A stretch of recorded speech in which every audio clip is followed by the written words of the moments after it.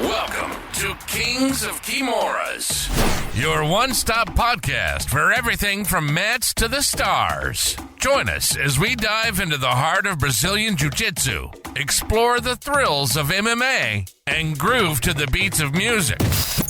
But that's not all. We're also venturing into the unknown, discussing aliens and the mysteries of the cosmos. And of course, we'll be shooting the breeze, sharing stories, and laughs along the way. Get ready for a wild ride from a universe of topics. Strap in and prepare to explore the world of BJJ, MMA, music, aliens, and more. Let's roll.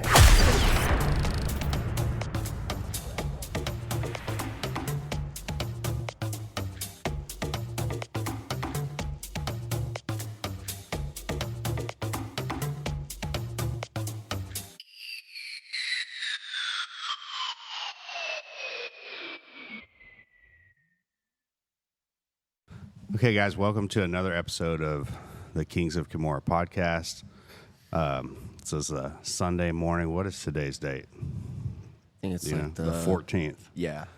So this podcast will probably be coming out at least like a week or two after this. So some of the topics that we're going to cover will be past, but let's see if we're right on some of our predictions of like events or whatever. Yeah, we'll see. So last time we talked about you going to England and competing and like having a good performance, like what is the next thing for you that's coming up? I think the Dallas Open is the first weekend of August. I want to do that just because I want to get some points for these major IBJJFs coming up. Nogi Pans. And Nogi Worlds. I'm looking at doing Nogi Europeans because I do want to do another overseas trip. So I might like do the Dallas Open and then just kind of chill for August and September, try to save some money, and then head out and do that tournament in October. And Nogi Pans is here this year, right? It's like in Fort Worth. Is that where it's at? Yeah, I think it's at the Dickies Arena. Okay. I think it was last year. Yeah. I missed out on Nogi Pans last year, I think, because of Trials. I think Trials was around that time, East Coast. But yeah, I definitely want to do it this time. Yeah, for sure. I want to get gold at all these majors, the Europeans, Pans, and Worlds. I think if I can do that, it'll be a good stamp on my journey as a brown belt. Yeah, and then we've got Nogi Worlds at the end of the year. That's going to be in Vegas, right? Yeah. That's going to be a good one. Yeah. I'm kind of glad that they like moved that from Anaheim because it's like super expensive to go to Anaheim, Yeah. And a little bit cheaper for Vegas. The food's not too much cheaper, but like overall staying experience is a lot cheaper for travel. Yeah, visiting Vegas is always really nice. Obviously, I'm sure living there is not great from what I've heard, but yeah, visiting Vegas is always a lot of fun. I always have a good time competing out there. So yeah, I'm not much of a gambler myself, but I don't think jiu-jitsu guys in general are because we don't have a lot of money. So yeah. But yeah, well, there goes my phone. But let's talk a little bit about the Jiu-Jitsu World League. It's not like a big tournament, but yesterday we had a couple guys competing, and like Steven pulled out a performance. I think that's like, kind of showed him that he has more ability than what he thinks. Yeah, absolutely. Well, like got injured pretty bad in the first match, making that mistake of not slipping the knee line and allowing that knee to hit the floor. Yeah, outside heel hooks are very are tricky because they come on pretty quick. At least with the inside, you can kind of like. I feel like it's a little bit easier to defend the inside sometimes because I think more people go for them. It is, I think, a more devastating break, but obviously outside heel hooks can be just as effective when they're applied correctly. And the guy had that reverse figure four grip too. And as soon as his knee hit the mat, when he rotated out, it turned it into like that knee bar with the heel hook grip still. Yeah, for sure.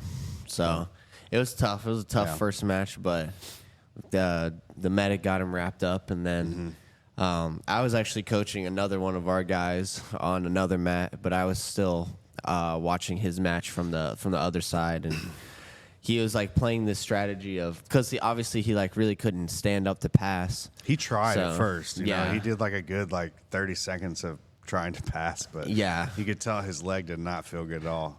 Yeah, for sure. And so like he just kind of played the IBJJF handbook, and he would get like a sweep, and then immediately stand up and then pull again. Yeah. You know, and stand up to the point of where he's like balancing on one leg, really. You know, like he legit could not stand on two legs.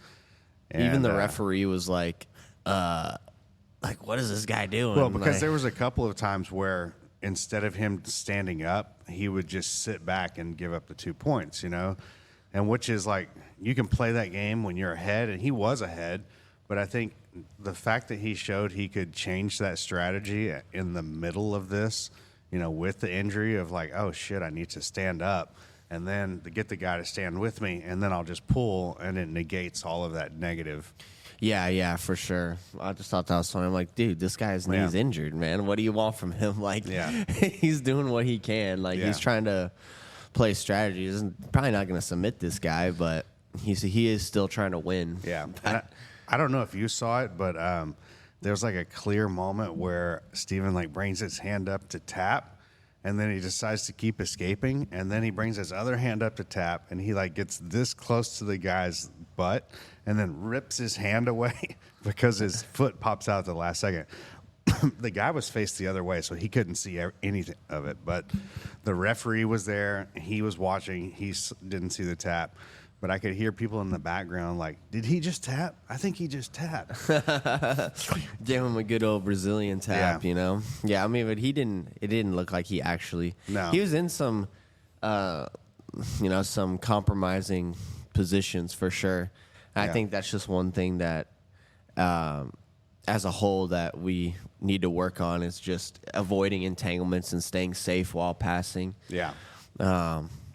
Just because, I mean, I'm guilty of it too. You know, I'll step in and I'll kind of go into the fire a little bit, maybe a little too much, and sometimes I get burned. But, you know, I feel so comfortable there that sometimes I just kind of like forget about my legs. Like, okay, well, he's entangling me now. I'm going to either try to counter or just keep my escapes going because I have confidence in it. But, yeah, especially, I mean, I don't know how much experience Steven has in competitions where those kinds of leg locks are legal. I don't think it's a whole lot, right? I mean, it's last couple of years maybe, you know, since he's been a brown belt. Yeah, for sure.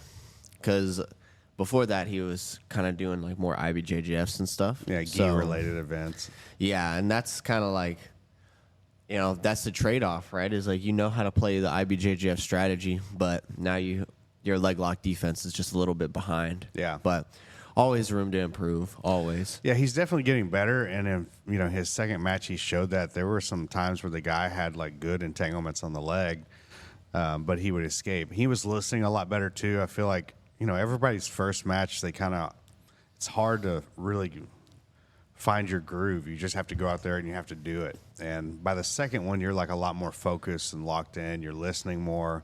You know, you have an understanding of like, you know, mat surroundings and what's going on in the timer. And yeah, absolutely. Yeah, the more I would compete in a day, I would always like become more comfortable with it, you know? For sure. And I think getting a really solid, it's hard to get a good warm up in at a tournament like that when there's no warm up mats or anything like that. But just getting a good warm up in, I feel like negates some of that like first match pressure and nerves, because especially when you get a really good sweat going, I mean, it's just so much easier to go out there and perform because you start to realize like, oh, this is just jiu-jitsu. This is just another day.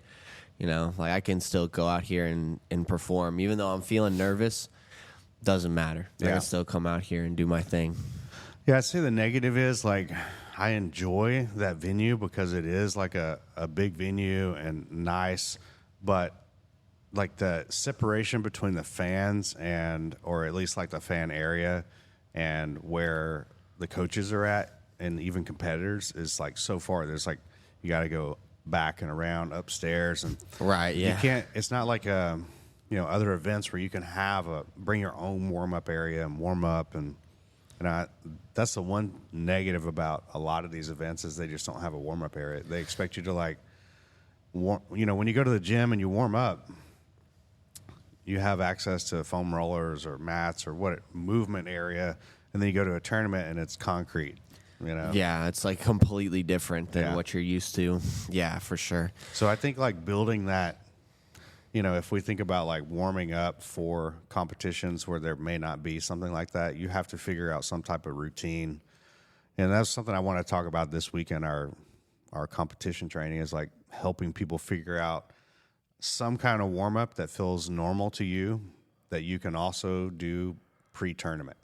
Right. Yeah. And like you said, you may not always have the mat area to do that in. So yeah, you gotta be smart with it. Got to come up with something that kind of mimics. I think that there's one tournament. I think it was the Dallas Open like a couple years ago, where I still got a really good warm up in, even without the warm up mats, because I just started moving. I was like shadow wrestling or like playing some. The only thing I couldn't really do is like do any like guard drills, because obviously you don't want your spine on the concrete before a match. But I still got a pretty good warm up in just doing movements, just doing what I would do in a match on the feet, and then from like a guard passing perspective too. But yeah, I think one of my issues is like I get super like tight and my feet get cold. That saying of cold feet, it's very true, because my toes will be pale, like ghost white, before I go out there. So if I don't get a good warm up, I have to like wake my feet up. Like, wake up, come on. I would always like wear socks or like a couple pairs of socks to keep my feet warm, but then they were like sweating, and by the time you have like your second or third match, they're like soaked and you're just putting wet socks on now. Oh no. Yeah, that's gross. Yeah. But overall, like the guys performed pretty well. I mean, we had 2 silver medals. Steven medaled, and then one of our ladies medaled as well. But Colin had some good performances too.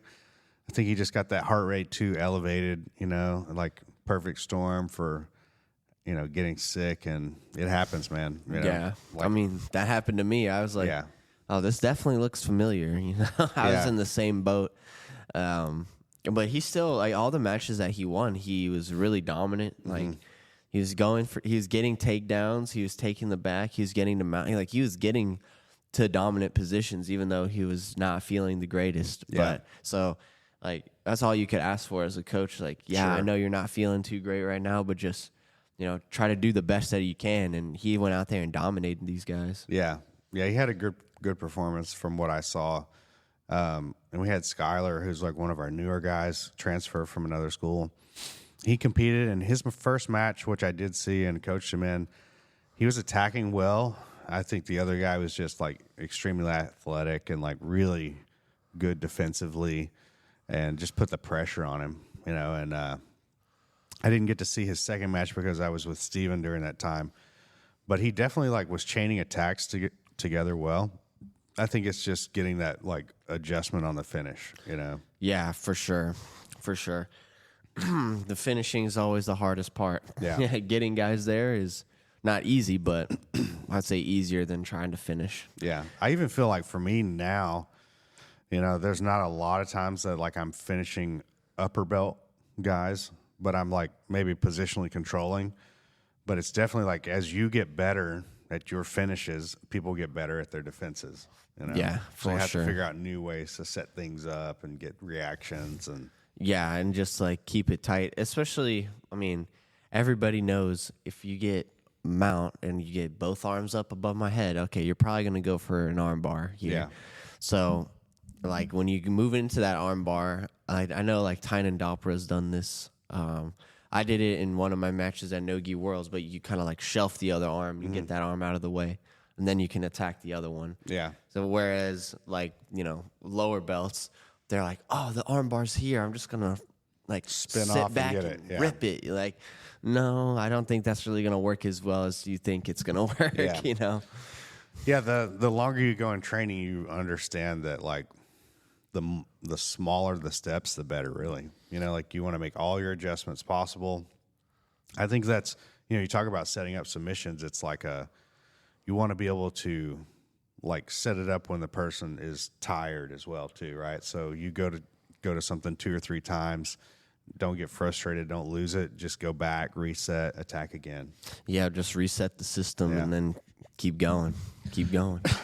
So they've added in all of the guys at CGI now. We got the full roster. I feel like both of those divisions are like obviously way more stacked than any ADCC division. Yeah, for sure. Like some of these ADCC brackets they're adding in guys that I don't even know if they like won a trials or medal at a trials, but they're like, you know, an exciting matchup or something, or maybe they bring a lot of eyes on them or something from other countries. Yeah, I'm trying to think of. There was somebody I saw yesterday. I was like, wait a minute, this guy. I think it's especially at like the higher weights. Yeah, because I mean, there's just not that many the heavier you get, you know, the less guys there are to compete against. You know, like. So I mean, Craig's stolen a lot of those heavyweight hammers, but yeah, I'm just like, who even are some of these guys? Like I've heard of them before, but they haven't really done anything. This Dashi Goto, you know who that guy is? No, there's not even a picture. I guess that's him right there. But he got the -99 invite. But I know the guy didn't medal. You know, he's just like had some exciting matches, and they need guys. They may not even be able to find enough guys that like can legally enter the United States. Yeah, right. That's true. Yeah, I was like, we'll pay for your visa, bro. Come on. Yeah, I was hoping that with that plus 80 in the CGI, that they were going to get Bushesha. You know, that would have been crazy. That would have been a crazy addition. I feel like you know, maybe the $1 million purse for him is not enticing enough because he is fighting for ONE FC, and I've heard that they pay really well over there. You know, yeah, for sure. Yeah, I think. I mean, also he just like doesn't really have anything to prove. Yeah. To anyone, like he's been there, done that. Like 10 or 12-time world champion or something like that. Yeah, right? I think it's like 13. Okay. Like in the gi. I think he's in like the Guinness Book of World Records. Yeah. You know what I mean? So he doesn't, from like his own ego, it's not even, he's already been there and done that. He doesn't need to compete anymore. Sure. Not in jiu-jitsu. You know, I mean, in MMA, I think he's still like... He's a challenge in that because it's like way more difficult, right? Yeah, for sure. I saw that like in his last fight where he kind of like had to fight through the fire. You know, that big giant dude. Yeah, he was like, was it like a Congolese wrestler? Uh-huh. Yeah, and those guys they're all giants, all of them. Yeah, you know, you don't get people built like that in anywhere else but the Congo, right? Yeah, you know? Yeah, it's a very like rare breed genetically. That guy's a genetic freak. Yeah, and I mean, if you look at, so he was like their native wrestling style. Mm-hmm. He was like a champion in that over there, and all those guys are all built just like him. Mm-hmm. They're all huge. They're all just like tree trunk legs. Is that the one where they use the pants, like only pants, and they have like a belt grip on it or something? Yeah, it's kind of like. I don't want to call it like sumo, but it's kind of like rolled up, where it's like rolled up, and they use the grips on that to like turn and take people down. And stuff. And the hand fighting, quote unquote, is a lot. They start like this. Yeah, they like start like this, and then they like come in and then try to engage from there. Yeah, it's a pretty like unique style of wrestling, but he was like a champion in that over there. So I mean, it showed to be effective. You know, like he was definitely like winging some punches and stuff. But there was a couple of times he connected, and that's a lot of power behind that guy. If he learns how to accurately strike and like maintain his stamina, you know, I feel like he could be unstoppable. But right now, it seems like his biggest weakness is that cardio. Yeah, for sure. I forget. I don't know what this guy's name is. Like, maybe we could edit this in. But, yeah, this dude's a genetic monster. Like, he's kind of like an Ngannou. Where it's like he has all this, like, just raw power.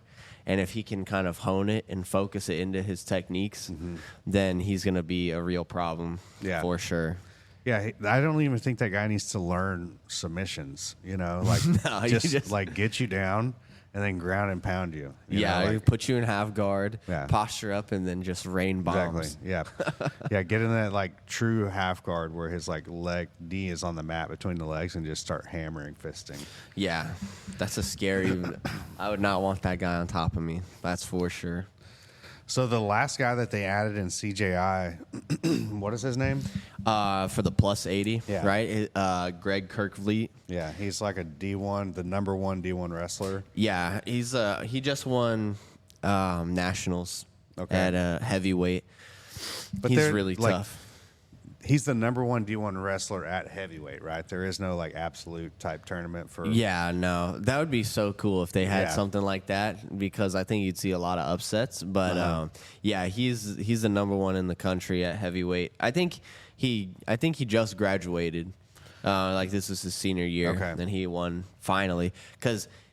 At his weight, it was Gable Steveson and Mason Paris. Like those two were kind of battling for the top spot. But Greg, I think, beat Mason a few times, but he just could never beat Gable just because Gable's the way that he is. He's just a stud. So he finally won it this year, and this will obviously be his first ever jiu-jitsu or submission grappling tournament. So it'll be interesting to see how he deals with like the guard and like guard players and stuff, because there's some big guys in there. And I honestly think that Craig will probably match him up with like Luke Rockhold or like Nicky Rod first round, because Some exciting match. Yeah, somebody who will actually like wrestle with him, and not just immediately pull guard. But I think that should be, if you're a grappler, that should probably be your strategy, is try to pull and then either set up wrestle ups or try to entangle his legs to get on top. Yeah, I would say like try to wrestle up to a single and then drop back for a leg. Yeah, If that for was sure. like a tactic, that's what I would go for. And Muhammad Ali is like coming back out of retirement. I saw that guy compete in 2019, and he's such like a freak. You think that he would have competed last ADCC too, but I guess that chance to win only $10,000 was like not worth it. Yeah, not another guy enticing doing enough. MMA, right? Yeah. He's making his transition into MMA, so not enticing enough. So Pat Downey is in there. Yeah, you could have. I watched Pat Downey compete in the ADCC East Coast Trials 2019, I think it was, or whenever, maybe not then, whenever the last one was, 2020, 2021. And he like clearly didn't know any submissions, or submission defense. But I know he's been training it with Cyborg, so I don't know if he's learned any more submissions, offense or defense. So he's learned to know more. Yeah, he's definitely gotten a lot tougher. That's for sure. Yeah, definitely going to be hard to submit, I feel like. What are you going to do? Take this guy's back or something? Like, you really just have to entangle him and then try to put him on the bottom, which is obviously easier said than done. But you can. That's the beautiful part about jiu-jitsu and the guards, is like they work really well against people like that. Like, if you can threaten wrestle ups and you can pull them into your guard and you can put them in single leg X or X guard, you can definitely get a sweep from there. Or you can threaten the back. Like, there's a lot of different options. Yeah, I feel like Pat Downey's going to be like definitely difficult for some people to handle. Yeah, absolutely. He's a gamer. Did Nicky Rod and him have a wrestling match at one point? Yeah. It was like a freestyle wrestling match. Okay. And obviously, that's Pat Downey's wheelhouse. Yeah. So Nicky Rod got teched pretty quick. But who do you think the favorite is to win that division? You think it's going to be Mason Fowler? I'd say Mason has a pretty good shot. Who else is in there at the plus 80? Tackett. Yeah. William Tackett. That's tough. That's tough for William. All those guys are huge. So I kind of wish that he would have gone in that minus 80 with his brother, like the Rotolos did. Yeah. Like that's like, I don't know if. I think he's like very, very solid technically, but those guys are just huge, man. You got like that guy we saw at World League yesterday, Bomb. Oh yeah, that guy is gigantic. Yeah, you get that guy first round. Yeah, he's fresh. I feel like Tackett can definitely get to the back. He's going to be smart and tactical with his positions, but those guys are big, you know. Yeah, and he's definitely giants. giving up, like, I would say minimum like 10, 15, maybe 20 pounds on the lightest guy in there. Everything else is more. Yeah, know? everybody else is way heavier.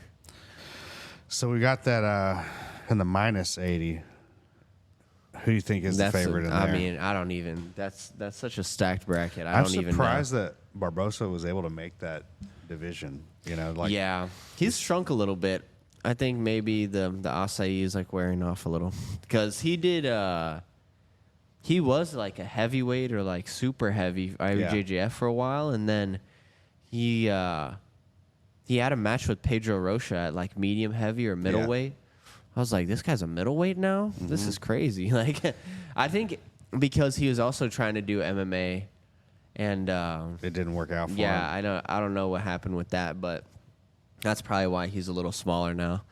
I don't even know who the favorite would be. There's so many good guys in there. I would say the dark horse or like the more slept on guy would probably be like Joseph or Andrew's got a good shot at winning it too. Yeah. But like even somebody like Andy Varela could have a stellar performance and like take out some guys. So it's just really whoever shows up that day. Like you'll get more of a sense of who's gonna win this thing when you actually see them roll. You know, who's actually gonna show up. Yeah, I feel like Ty probably has got to be the favorite. You know. Yeah. I can't see too many people beating him. You know? Yeah, Cade and Ty. I mean, I think if everything works out for them, they'll probably be in the finals together. Yeah. You know, and they're not going to have a fake match, you know. No. Because they've already had those matches before, real matches, you know. Yeah. They had a real match at Gi Worlds and they were brown belts, and they were, like, trying to kill each other. Yeah. It was crazy. Like, going hard on subs. I'm like, I guess you can do that against your brother. For sure, yeah. Let's take a quick break, and we'll be back. All right, guys, we're back. We're just wrapping up talking about that CJI. And it's going to be a pretty exciting event. We're going to do a little of an event here at the Corvo Plano where we'll have one of our guys that has a truck with TVs in it. It's going to park it out front, trying to attract some people in the neighborhood. Be a cool little event. The thing that I've like noticed about working down here, or having a space in downtown Plano, is how everybody in the community, like all the other businesses, are like willing to work with each other. And where I'm at right now in Richardson, not a business I really want to work with. Yeah. So, the space next door, kind of need them to skedaddle. They need them to get out of here because they just cause a lot of problems. Yeah, for sure. The police are always there, but fortunately for us, it's not at the times of like operation of business. It's like 4 a.m. Right. It's when the hooligans are out. Yeah, people like in the neighborhood can't appreciate that. Oh yeah, no. I mean, there's like. They'll be shooting across the street. Like you showed me that video one time. One of the security guards, like, dude shot at the security guard, starts driving away, and the security guard starts shooting while they're driving away. And like, you can tell like bullets are flying past the street. Like, dude, you could, if one of those stray bullets hits a passing car, like obviously it's like 4 a.m. so probably nobody on the road at that time. But God forbid there's a car coming the other way and. One of those stray bullets hits. Yeah. Like, because every round of ammo that comes out of your gun, you're responsible for. Mm-hmm. So, I just wonder where all of these rounds are ending up. Like, I want to go across the street at that Tom Thumb and, like, look at the wall, where are their bullet holes at? Or, like, the Dutch Bros that's across the street. I'm sure they've gotten hit with a couple. Yeah. You come in the next day and there's, like, coffee leaking all over the ground. Like, what happened? Yeah, that's it's a weird part of like business to consider that like your neighbors can become an issue. It's like just like having a house or anything else. For sure. Yeah. It's not something that I thought about whenever like I initially set out to start a business. It's like all the things that happen along the way are like, oh, I didn't even consider stuff like this. Yeah, I didn't even consider that. they're putting guns in the hands of people who probably shouldn't have guns in their hands, period, like at all. Yeah.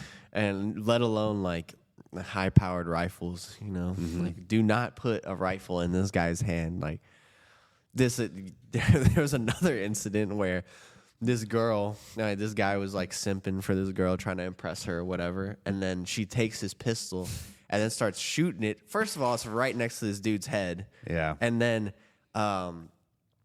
the security guard, he's walking straight towards them. I mean, he's walking right in that direction. And then he hears the shots go off, and then he turns completely the other way. Like, bro, they're right in front of you shooting, and you're, like, turning around. And, like, oh, did the shots come from this way? Like, dude, you see what...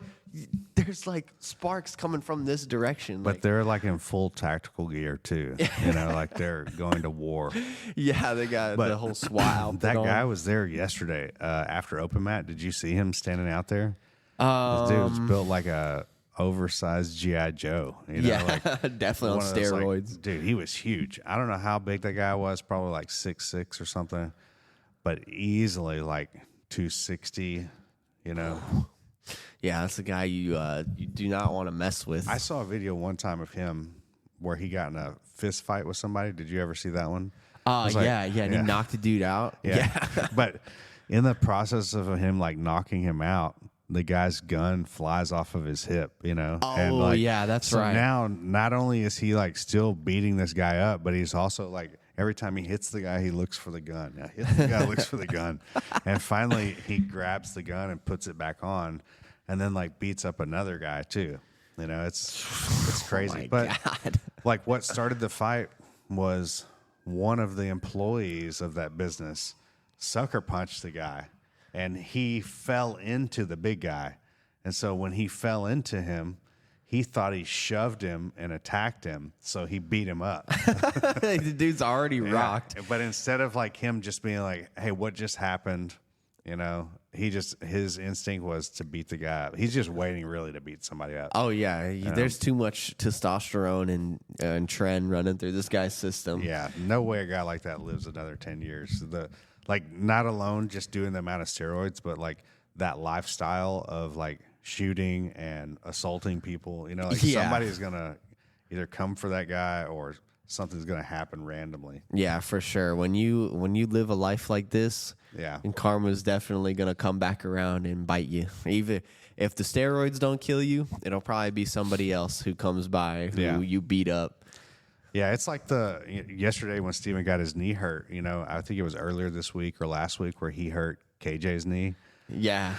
And I go, man, I didn't want to say anything to you, but like that's a real thing. If you injure somebody, that comes on you. Dude, it's true. Until you get hurt, and then you pass it off. And I go, you passed it to that guy. That guy will have a knee injury next time you see him. You know?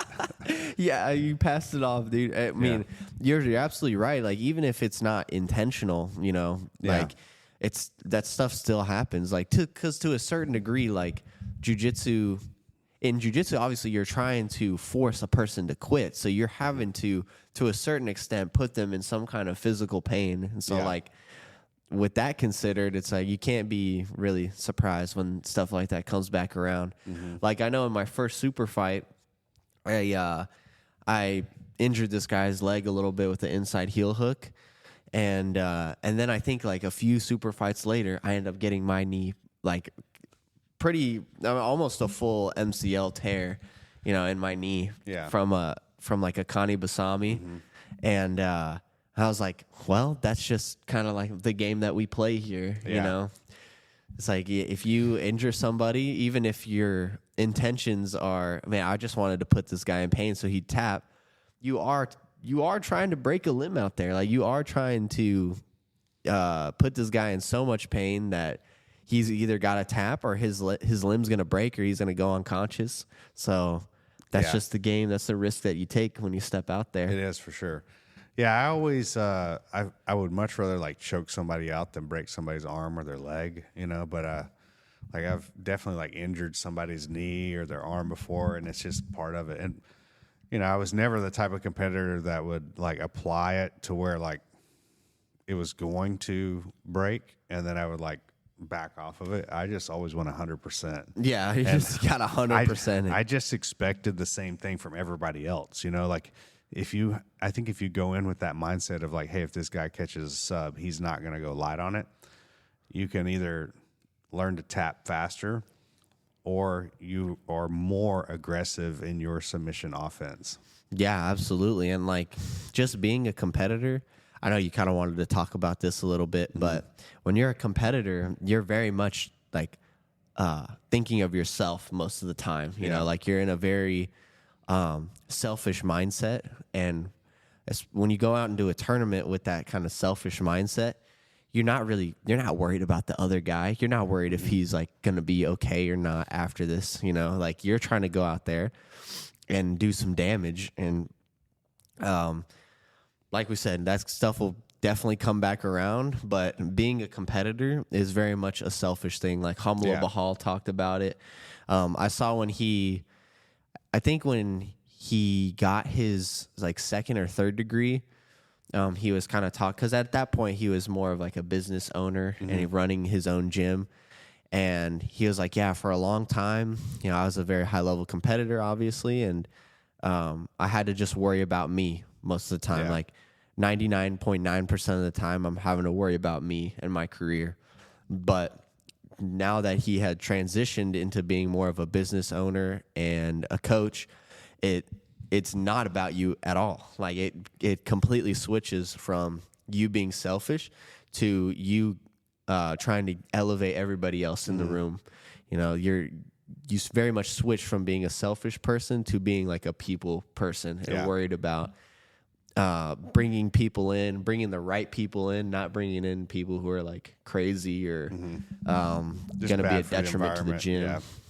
Yeah, I know for me, when I made that transition, you know, like I still have aspirations of competing, but it's very difficult when like you're teaching classes or like, especially dealing with beginners. It's not like I can go, even in the time when it's time to do rounds, if there's like an even number of people and I make the odd, I'm not going to make somebody sit out that like came in for their lunch break or came in after work. And so I try to get a lot of rounds on the Saturday. You know, that's when I get most of my rounds, but I get a good amount of time of drilling. You know, I can like, especially like in the noon class when there's an odd number of people, you know, I can jump in and grab somebody. But it is very hard to get it. Like, I feel like most of my training is like very sporadic. And I have certain days that I prefer to train, but even on those days, if there's nobody for me to train with, then it's like I might get 2 or 3 rounds at the end of the class, you know? Yeah, for sure. Because you're, like you said, you're worried about forming with the people who have come in. Yeah. You know, you're worried about forming that relationship with them so they want to keep coming back and continue on their journey. So I know that's something for me that I've had to learn. You know, maybe I have to miss a couple rounds at the end of class to really just sit down and talk with these people, see what their goals and their motivations are, and how I can keep them coming around or how I can try to sign them up. And it's obviously like the money will come, but you have to be a people person first when you're trying to run things. Yeah, I think you know, somebody said something to me about when we had like our grand opening over here. You know, there were so many people here that I wanted to train. I was dressed out to train, but like everybody wanted to talk to me, especially people that were coming in and seeing the place. And, you know, that's some of those things that like you have to miss out on in order to make other things happen. Yeah, you know? For sure. But I mean, it's like the more people you can get in here, the better, you know, and then eventually, like over time, when the people get a little more experienced and they start to feel more comfortable, then you can start training with them a little bit. Yeah. Like I've had some new guys come in for like the Tuesday and Thursday night classes. And you know, obviously we do a lot of those games based approaches. So even when they roll with like, you know, somebody else who came in like around that same time, they just kind of play the games, you know, when we do rolls or whatever, I like sit down and watch and make sure they're not doing anything crazy or spazzy, but usually they just stick with the games that I show them and they just add more resistance over time. So yeah, it's easier to like explain one of those like little simple games than like this is your whole objective. You got to pass the guard, you got to take the back, you got to apply choke or whatever, you know. Like if you're just like, we're only going from here to here, it makes it easier for a person to pick up on the first day. Yeah, it's easier to digest for sure. Even on my trials lately, like when it comes time for warm-ups, I won't show them how to hip escape or reverse hip escape because I feel like some people are good at it, but you know, I would say more than 50% of people are not good at it, and they feel like this is the first thing that I'm doing, and I can't even do this. Right? Yeah, for sure. Yeah, so we do. I do like collar drags and forward and backward. That's pretty easy. Everybody can do that, you know. And then I'll do like maybe some like knees on the mats or sprawls. Yeah, that's it. Yeah, we get through like 4 exercises out of like 10 or 12. In the Rubios, I'll have them do that. And most people can do that. You know, I feel confident, and they'll like enjoy the experience more than me like trying to be like, no, you need to forward roll, and like day one, you know. Yeah, so. Yeah. I know. Like I've been at some other gyms where people will come in for trials, and they're like literally just doing the warm ups the whole time. Yeah, and that might be just because they're like maybe not comfortable with like grabbing somebody right away, and like you still want them to get something out of it. Yeah. But at the same time, it's like sometimes you just got to jump right in there, and like obviously nobody's trying to go 100% when we're doing these drills. Yeah. Or anything like that. But some people just aren't that comfortable with actually like grabbing a hold of somebody, you know, especially if you grew up and you didn't really have any like siblings, or you didn't really have any friends that you could kind of like roughhouse with, or maybe you just grew up in an environment where roughhousing was kind of like frowned upon. It's difficult when you become an adult, because then you don't have any experience at all trying to like grab somebody and like try to move them around. So it's like, okay, if you can't move somebody around right now, that's totally fine. Just focus on moving yourself and controlling your body. Yeah. And then it's going to be a lot easier to control somebody else. Yeah. Yeah, there's definitely, we've gotten some of those people that are, you know, like I guess the biggest thing that people say about the reason they want to do jiu-jitsu is that they are looking to learn self-defense. Like when I look at what the reason most people fill out their information is that. Yeah, absolutely. But most of these people that want to learn self-defense have like never been in any altercation. It's the fear of being in a physical altercation that's like pushed them to the point of wanting to learn a martial art. Yes, sir. Absolutely. So then like whenever they do actually make contact with somebody, you can feel that it's like a very rigid, but like not effective holding, you know, or positioning. It's like, you know, you teach somebody how to pass a guard and they're like, hips are way up in the air, you know, so it takes a while. And so I feel like putting people in those situational games is much better than, like you said, having them do warm-ups. You imagine going somewhere and you're like, for 45 minutes, we're going to learn these warm-ups, and you're going to get it down perfect, and we're not going to move on from it. Like, all right, awesome, bro. Like, yeah, we can have somebody working an arm drag, an elbow pass, or a duck under in like 15 minutes of training, you know, and like looking decent at it too. Yeah. You know? Well, it's like, how are you going to, if they are coming in for self-defense and you're just having them do warm-ups, how's that gonna apply? Yeah. You know, like, are you gonna do a hip escape on concrete? Like, how about let's not get to the ground first, but by not letting them have connection to us, you know? Like, I know there was this one lady who came in for a trial, and I told her, I was like, look, if you don't take anything else away from this class, take away this. If somebody's trying to grab you, you break their grips and you just get out of there. Mm-hmm. Don't go to the ground. Like, because obviously you have zero training, right? So, like, you got to start somewhere. And I think if you just start with not having them make connection to you, then you're well on your way. Like, that's pretty much all jiu-jitsu is connection and breaking connection. Yeah. That's where it starts. If somebody can't grab you, they can't impose their will on you, and it's very, very easy to get away from them. Yeah. So I was like showing her some grip breaks, and like, okay, if somebody grabs your wrist like this, you know, you circle your grip out and you break the grip, and then you just you leave. Or if somebody tries to grab you by the neck, that's how you're gonna clear this grip or this grip. So I think even though like she didn't end up coming back or signing up, I hope that at least that stuck with her, you know. Yeah. with most people, that's what I try to tell them is like, look, somebody can't impose their will on you if they can't get a hold of you or if they're not in range to grab you, you know? Have you ever seen that video where it's a guy, I think he's like on the news, some local news channel, and he's showing how to defend against a choke, and he's a super jacked dude, and he puts this lady in a rear naked choke, and then she grabs the back of her head with both hands and pulls her chin into like his forearm, and he's like, you know, like stopping it. Oh my God.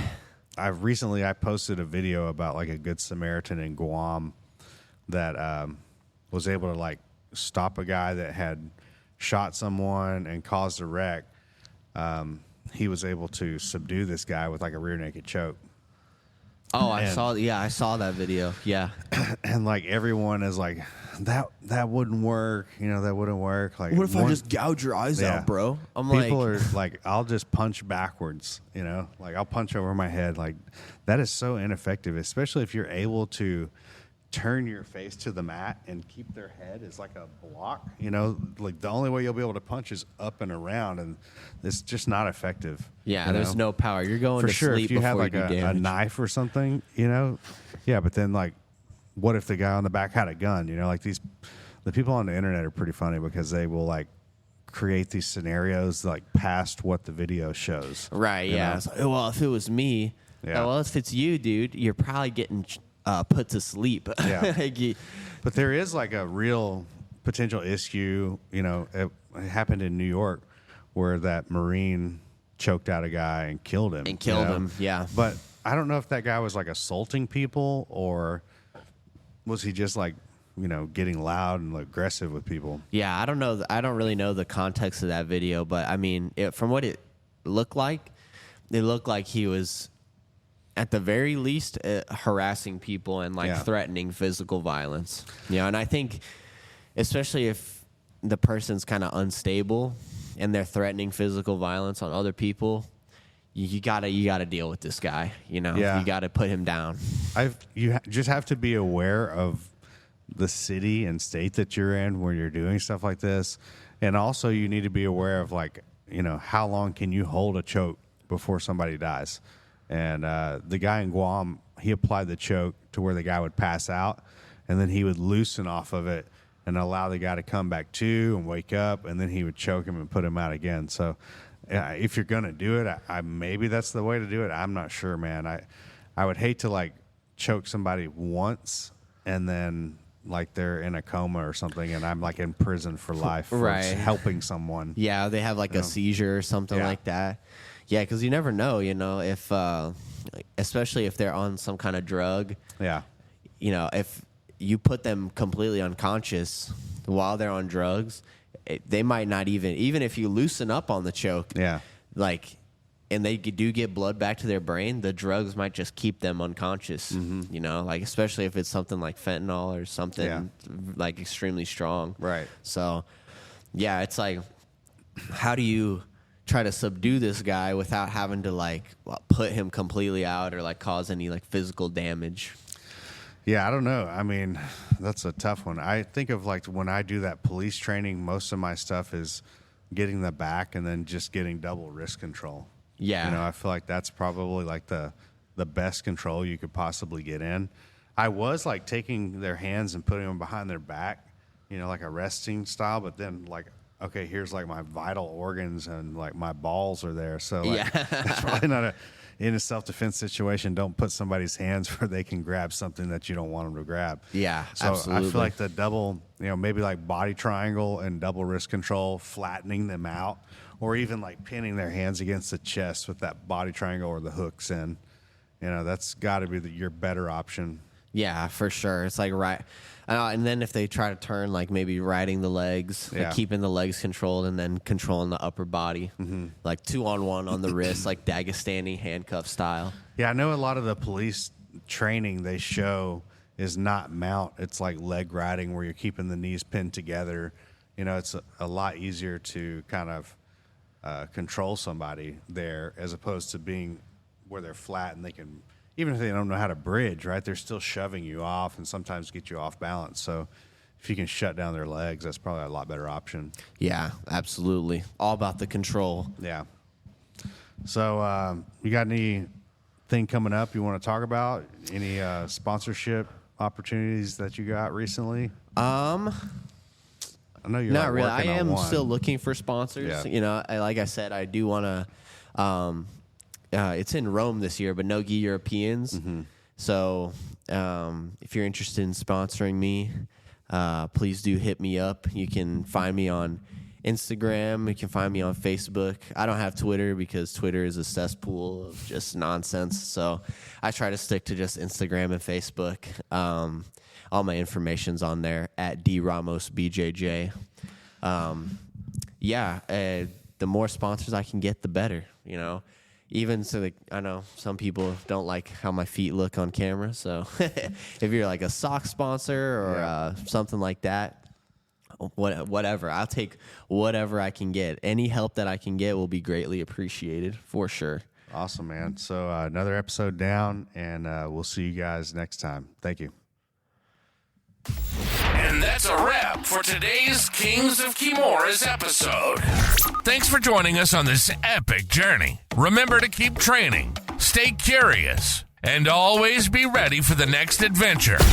Until next time, keep your guards up and your minds open.